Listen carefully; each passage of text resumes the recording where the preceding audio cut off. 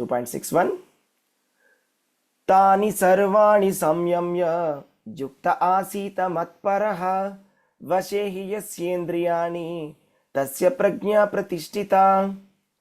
One who restrains his senses, keeping them under full control, and fixes his consciousness upon me is known as a man of steady intelligence. So the theme that we are discussing today is Bhakti throughout Bhagavad-gītā. So this is the chapter number 2. The chapter number 2 is also called as the summary of Bhagavad-gītā, right? Summary of the Bhagavad-gītā. So the entire Bhagavad-gītā is summarized in this chapter 2.61. It says, in this, Krishna is saying that a person who is in steady intelligence is one who fixes his consciousness upon me. This is the most important point. And the person who fixes consciousness upon Krishna, for him, all the senses are restrained. Tani sarvani samyamya. So let us see the second chapter in essence. So if I share you the screen here, you can see this is the second chapter. Name is the contents of the Gita summarized. So in this chapter, Lord Krishna starts to speak to Arjuna. It all starts with Arjuna's confusion and Arjuna surrendering to Krishna as a student.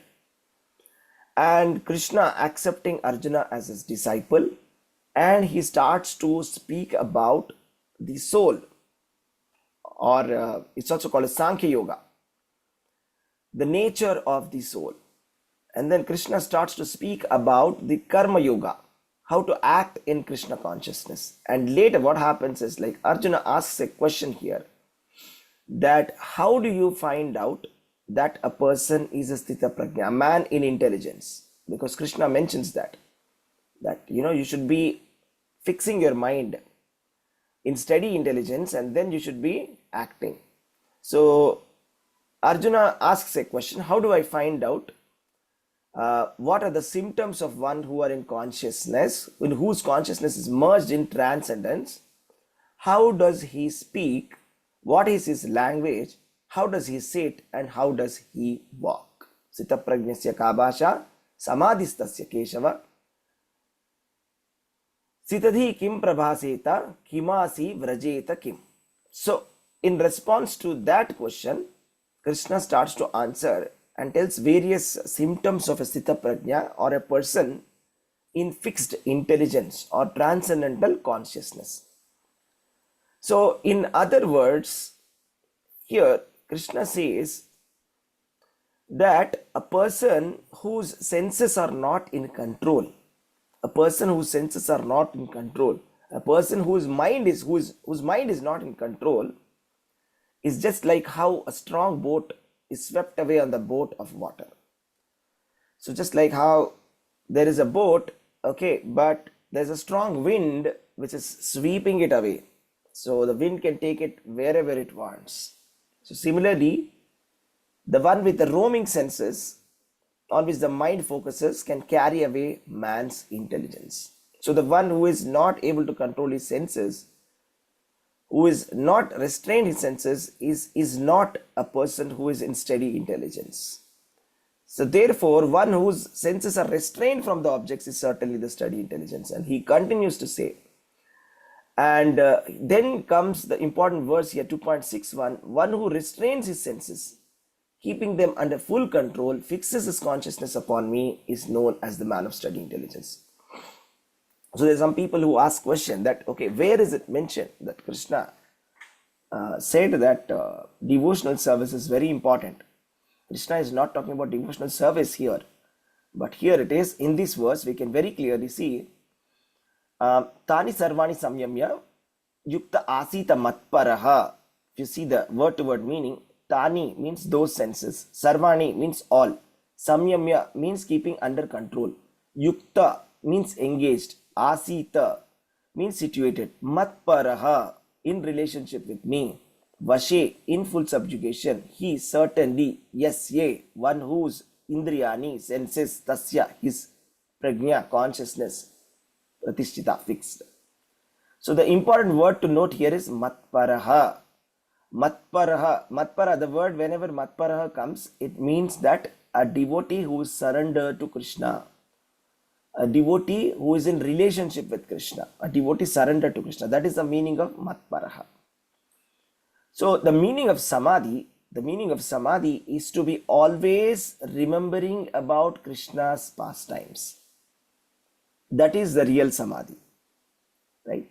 Always remembering about Krishna's pastimes is the real meaning of samadhi. Let us see the purport here, okay? So here it is said, the highest conception of yoga perfection is Krishna consciousness is clearly explained in this verse. And unless one is in Krishna conscious, it is not at all possible to control these senses. The only possible way to control our senses is to be in Krishna consciousness. And how to be in Krishna consciousness? There is a practical example given here. The example is that of the Ambarish Maharaj story. So what happened is, like, Ambarish Maharaj, he was a very great king and he was a very great devotee of Lord Krishna. And he was such a great devotee that Lord was so impressed by his devotional service that he gave his Sudarshana Chakra personally to protect Ambarish Maharaj. His Sudarshana Chakra used to be present with Ambarish Maharaj all the time, protecting him. So anybody who does devotional service, anybody who chants Hare Krishna Mahamantra, the Sudarshana Chakra is personally protecting them. So Lord Sri Chaitanya Mahaprabhu says, if you chant this Hare Krishna Mahamantra 24/7, if you chant this Hare Krishna Mahamantra regularly, Sudarshana Chakra is protecting you. So you don't need to be worried about. So let us see the story how Sudarshana Chakra protected Ambarish Maharaj. So this Ambarish Maharaj was very pious king. He was following the scriptures very meticulously. And on top of that, above all, what is more important is he was a great devotee and he was always thinking about Krishna. And he was doing his duty as a king very nicely, taking care of his subjects. And as far as his religious and spiritual duties are concerned, one day he was doing the Ekadashi fast. As a part of that Ekadashi fast, he was doing it, observing it for 1 year, Ekadashi fast. And then he had to break it. He had to break the Ekadashi fast Paran on the Dwadashi.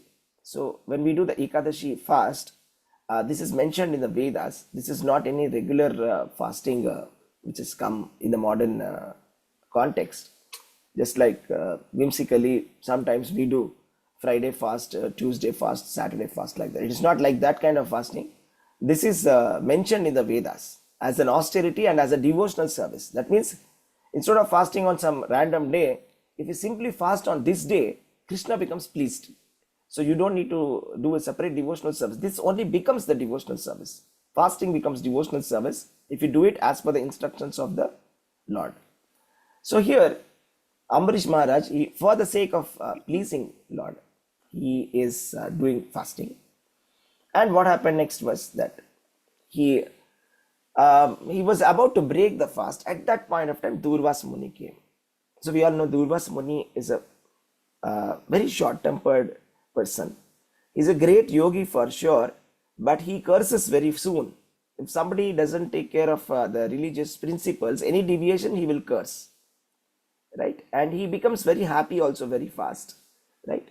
So he's one of the brothers of Dattatreya.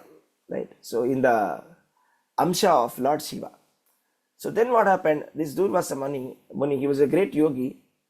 So he saw Ambarish Maharaj. Ambarish Maharaj is a Kshatriya. Durvasa Muni is a Brahmana. So he came and he was very nicely taking care of the guest, Ambarish Maharaj. He said, "Sir, please go and take a bath and come back." So Durvasa Muni goes to the river and he says, "Okay, I'll come back. I'll take a bath. I'll finish my morning rituals and come back." So what happened was, by the time it was very late, it was getting late. So it was really late and the Paran time was getting to be finished. So it is actually a rule that we must break our Ekadashi fast between the Paran time only. It should not be any other time. So if you are doing Ekadashi fast you must follow the parent time. You should not be crossing the parent time, or it should not be before the parent time. It should be within that time. We should break the fast. Otherwise, it is considered to be null and void, the fast that we do. And also it is considered as an offense and a sin also. So he was very careful about this, but the time was about to pass. So he was very confused what has to be done, because the guest Durvasa Muni, he was none other than Durvasa Muni. He went to do his religious duties. So he was not sure what to be done. So he consults his counselors, spiritual counselors, the Brahmanas, and he asks them, what is it that I'm supposed to do? Please guide me. I'm not sure what I'm supposed to be doing now. Should I take my food or not? Because I'm supposed to be breaking my fast. Then they all said, okay, since you're doing Nirjala Ekadashi, technically Ekadashi can be broken by taking that food item which you have restrained from. So there are different levels of Ekadashi. So there's somebody who is doing Nirjala Ekadashi, that is without water, without solid. Without water means not eating anything at all and not drinking anything at all. Or that is called Nirjala. Some people drink water but do not take anything else, that is Sajala. There's some people who take only fruits but they do not take grains, that's called Anukalpa. Different standards are there. So like that, here he was doing the Nirjala Ekadashi. So if he takes water, it is as good as breaking the fast. He doesn't have to eat a feast or take any grains. So this is okay, you just take some water, it will be enough. So as soon as he drank some water, immediately Durvasa Muni came. Durvasa Muni was very angry about Ambarish Maharaj violating the basic etiquette, that a great personality has come as a guest. He's a great yogi, is Durvasa Muni, and he's a Brahmana who has come as a guest. But this king has drunk water, so he becomes very upset that you have not waited for me. And he creates a demon and chases Ambarish Maharaj to kill him. But Ambarish Maharaj is very much fixed. He is not disturbed at all, because he's completely surrendered to the lotus feet of Krishna. So Ambarish Maharaj was a great devotee who was always fixed upon Krishna. So we will see what happened to Ambarish Maharaj. Before that, we will see a beautiful verse from Srimad Bhagavatam.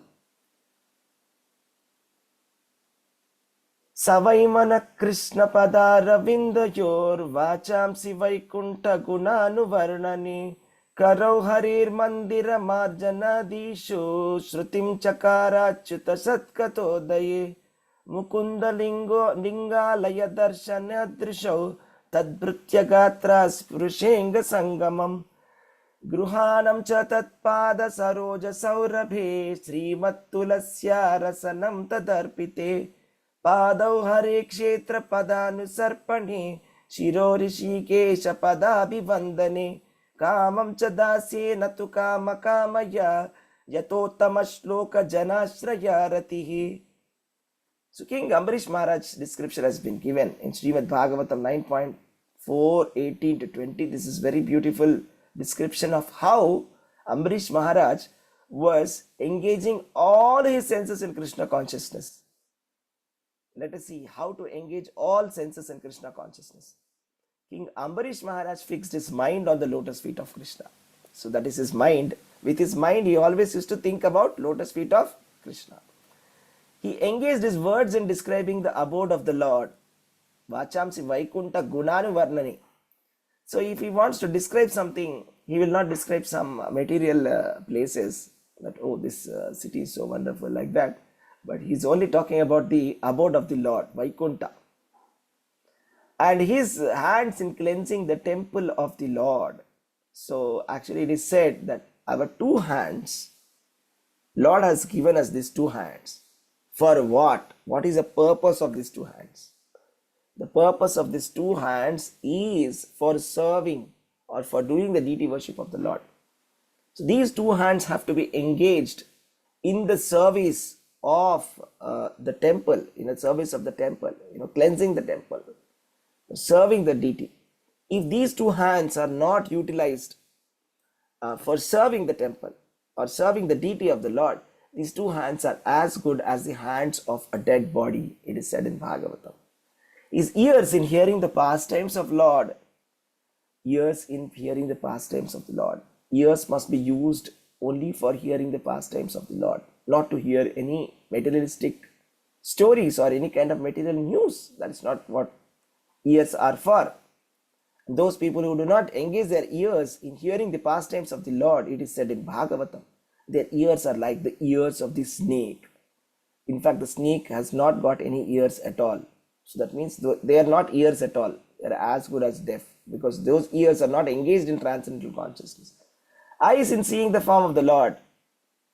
Eyes are meant for seeing the form of the Lord.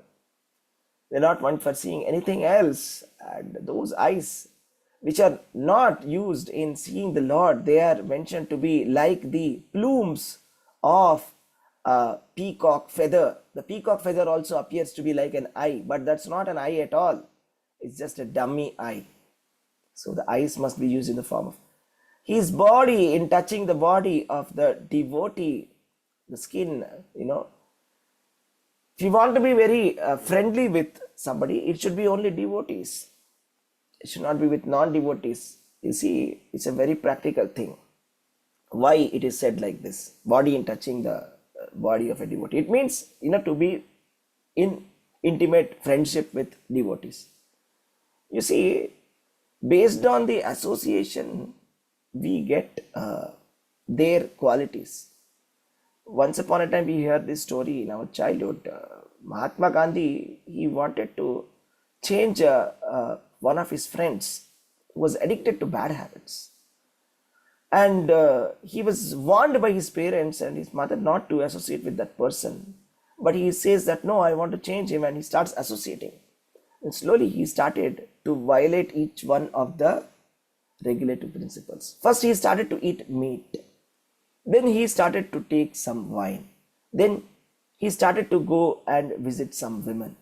So this is what has happened. And then very soon he realized that I have been addicted to all the sinful activities. Then he realized that, this is bad association. But if you are in association with devotees, you will be going to yatras. You will be learning how to chant Hare Krishna Mahamantra effectively, right? You will be going to different events, right? Like the Ratha Yatra. You will be doing so many services. And whatever addictions or sinful activities that you have will be completely gone. This is called the association of devotees. Nostrils in smelling the flavor of the flowers. Okay, so offered to the lotus feet of the Lord. This is very powerful. Nostrils also have to be engaged in smelling the flowers of offered to Lord Krishna. It is said that simply by offering incense to the Lord Krishna, simply if we take that incense, if we simply inhale the incense or the incense sticks offered to the Lord Krishna, we can go back to Godhead. Right? That is the power of the incense. And not only that, we have heard that the 4 Kumaras, one day they went to meet Lord Vishnu, and what happened was, there was some tulsi on the feet of Lord Vishnu, and that scent or perfume of the tulsi came into their nostrils and they became devotees. That is the power of this smell. His tongue in tasting the tulsi leaves offered to Krishna. So it is not forbidden to eat any food in Krishna consciousness, but in fact it is encouraged that you eat food offered to Krishna. When you offer the food to Krishna, you offer tulsi leaves as well. So tongue should be used in Krishna consciousness. As said here, Srimat Tulasya Rasanam Tadarpite. Rasana means tongue. His legs in traveling to the holy places where his temple is situated. So the day when you use your legs in doing the Vrindavan Parikrama, when you are doing the Mayapur Navadvipa Mandala Parikrama, the day when you are using these legs in climbing the hill of the Lord, that day you should think that, yes, today my legs are working properly, because they are taking me to Krishna. That is the actual purpose of the 2 legs. Otherwise, it is said in Bhagavatam, the 2 legs are like 2 trunks of a tree. They are useless. if they do not take us to the Lord. His head in offering obeisances to the Lord. Head is not meant for big decoration. See, earlier days they used to put big turbans, okay? That was Indian culture. Now it is gone, the culture. But earlier, the richer you are, the more decorated your turban will be. If you're a big sarpanch or a big head, your turban will be very big turban, decorated with jewels and all of that. So it is said, what is the use of such a heavy turban on the head if the head doesn't bend in front of the Lord and his desires in fulfilling the desires of the Lord? Kamam cha dasye natu kama kamyaya. This is a very important lesson. A desire must be to fulfill the desires of the Lord. Okay, that is kama.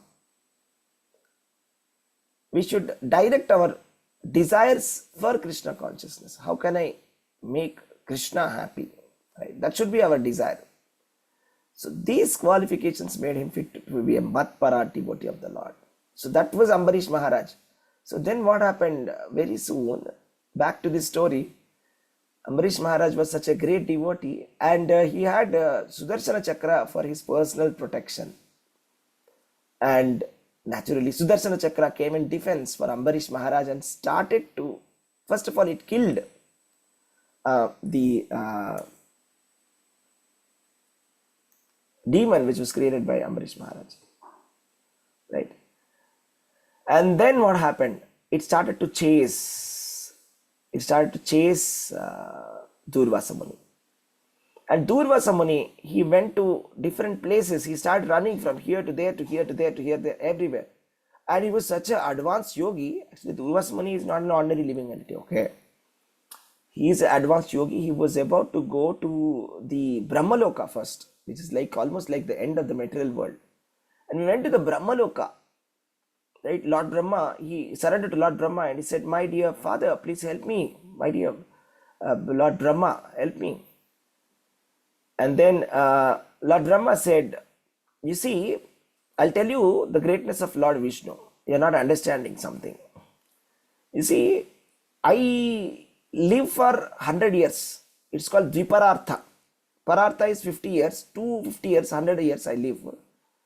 And 1 year of Lord Brahma is 430 crore years. So Dviparartha comes to some trillions of years. So this Dviparartha, my 100 years of lifetime is finished by a flick of eyebrow of Lord Vishnu. When Lord Vishnu just simply flicks his eyebrow, my lifetime is finished. So all the great personalities are nothing in front of Lord Vishnu. All of us are surrendered to Lord Vishnu. So please try to understand what you have done. You have offended Lord Vishnu by offending a devotee. So then he runs from Brahmaloka and he goes to Kailasha planet. And he takes shelter of Lord Shiva. He says, Lord Shiva, please give me shelter. I am chased by Sudarshana.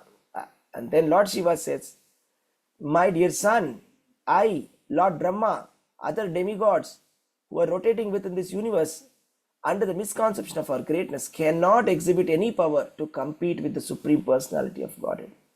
Because the innumerable universes and inhabitants come into existence and annihilated by simple direction of the Lord.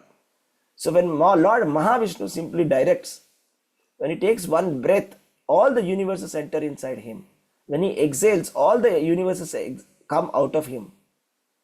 So therefore, please understand, we are all covered by the illusory energy of the Lord. And we cannot even understand how expansive that illusory energy is. All you have to do is please approach the Lord for relief. And the Sudarshana Chakra is not even tolerable for us. Even we won't be able to compete with Sudarshana. Please go to Lord Vishnu. When he goes to Lord Vishnu. When he goes to Lord Vishnu and says, my dear Lord, I surrender unto you, please save me. He says, I'm sorry, Durvasa. The problem is, he says, Aham Bhakta Paradhino. I am completely under the control of my devotees. I am completely under the control of my devotees. I'm not at all independent. If you think that I'm independent, you're wrong. I am dependent on my devotees. What to speak about my devotees? Even those who are the devotees of my devotees are very dear to me. Like that he says. So all you have to do is you have to go and surrender to Durvasa. This is my advice. So go and surrender to Durvasa. So Durvasa says, sorry, go and surrender to Ambarish Maharaj. So Durvasa comes and surrenders to Ambarish Maharaj. So what we have to understand in connection with this verse is Ambarish Maharaj was a Matpara devotee who perfectly, is described in the verse today. Tani sarvali samyamya yukta asita matparaha vashehi yasyendriyani tasya prajna pratishtita.